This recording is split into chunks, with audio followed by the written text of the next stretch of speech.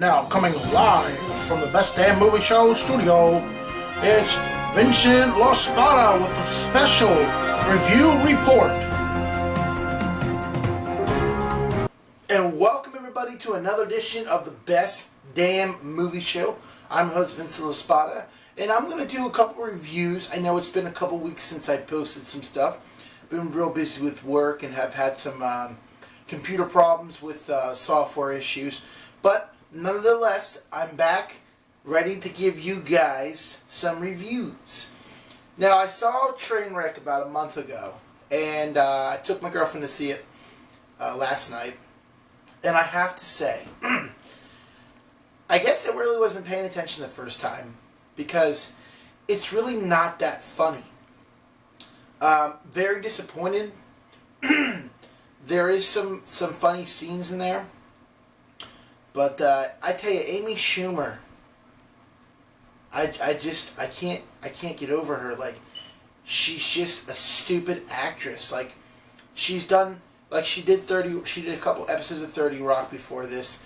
She did the show Girls, and then she did a movie called Seeking the End of the World, which wasn't that great. So she's really not that. She's really not that good. She's a comedian, but she reminds me of Lewis Black or Ron White. More like Ron White. She acts like she's drunk all the time, like she's high and drunk, and she doesn't take anything seriously.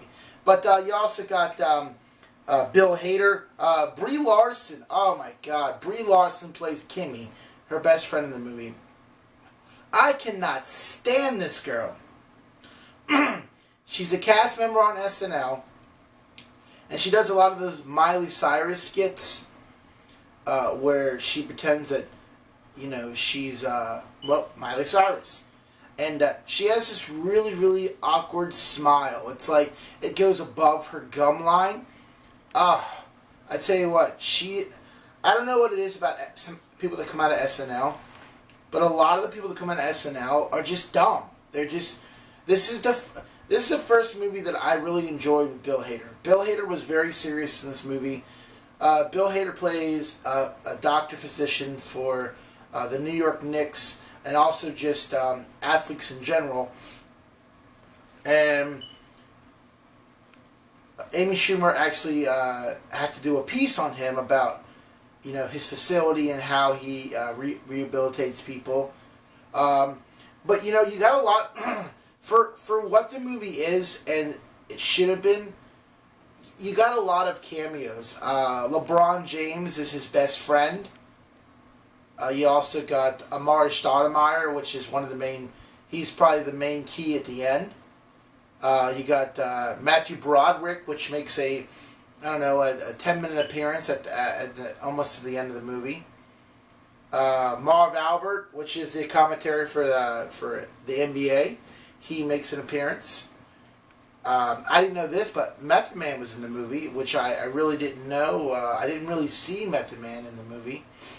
And what really exciting for me is I had a buddy that I went to school with that was in my TV production class, and he was like head talent.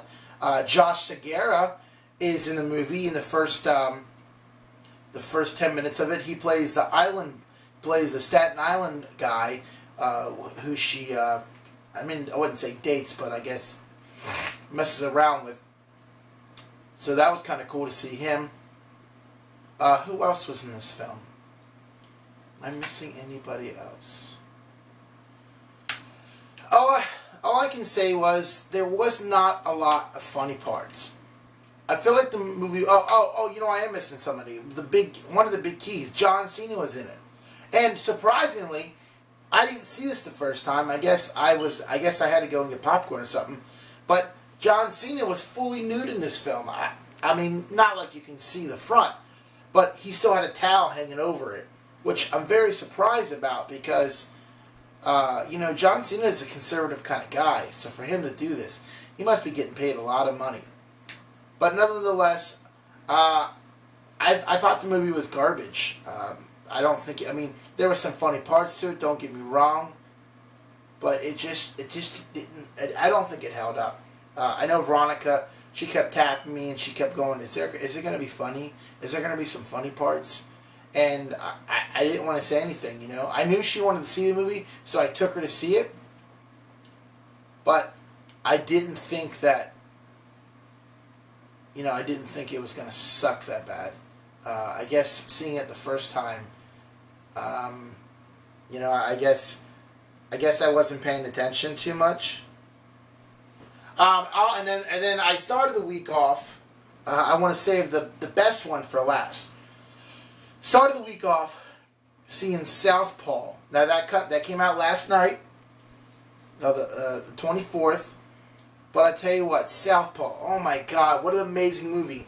And starring Jake Gyllenhaal and Rachel McAdams.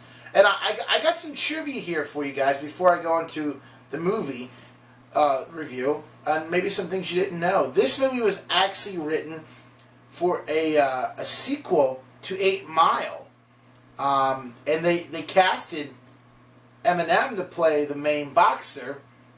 But then when Eminem told them that he couldn't do it because he wanted to focus more on his music, so quote-unquote retired from the last Marshall Mathers album, Part 2, they dropped it. Also, Jake Gyllenhaal boxes with his left hand in this film, and the reason why for that is Eminem is a left-hander.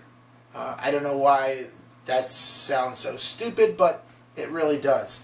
Also, Jake Gyllenhaal had to go through an intense training, 2 hours a day, 7 days a week at Floyd Mayweather Jr.'s facility in Atlanta, Georgia. So the reason why he looks so cut is he was training for a long time to look that way. Also, this is a tragedy. The last film composed by James Horner before he died in a plane crash on June 22nd, 2015. He also has a film coming out later this year called The 33 that he does some music on, so check that out. Ryan Gosling and Bradley Cooper were both trying out for the main role as the boxer.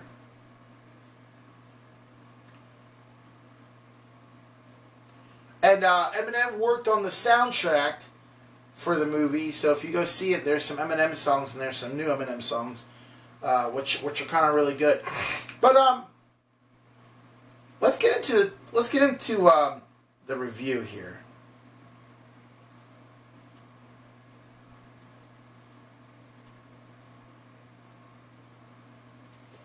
Like I said, it's starring Jake Gyllenhaal, Rachel McAdams, and also Forrest Whitaker is the trainer. Also, you have 50 Cent is a promoter in the film, which any 50 Cent fans out there, he just filed for bankruptcy, which I don't see it. I don't see why he did that. I had a couple buddies that actually met him 2 weeks ago in Sacramento and said that he looked like he still had a couple $1 billion on him. I know he's not a billionaire, but he looked real good, they said. But the movie, the movie takes place where a boxer, you know, he's on top of the world. He's a champ, and he's holding like 3 belts. You know, he has a nice wife, a beautiful family, and everything turns downhill for him. And I feel like the movie is for people. I feel like people can relate to this movie because there's always a point in somebody's life that you feel like you've gone downhill and you've hit rock bottom. And there's always a saying, though. There's a saying that says everything has to be very, very gets very, very worse before it gets better again. And for Jake Gyllenhaal in this film, everything went really, really south for him. And but I tell you what, the cinematography in this movie is fantastic. The boxing match at the end is great. I just can't say I can't say enough about this film. I think that the weight of seeing this film and them promoting it at the beginning of the year, I think the weight is just mind blowing how good it is. And all those haters out there that say, "Oh, they gave it away that the wife died in the preview," not necessarily. Because you know what? I've read that.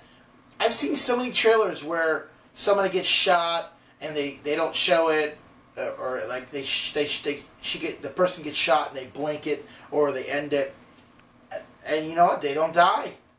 So people out there that that see the trailer, if you don't want to know what happens in the film, don't go on the trailers and watch trailer 1, trailer 2, trailer 3, the unrated trailer. Just watch one trailer.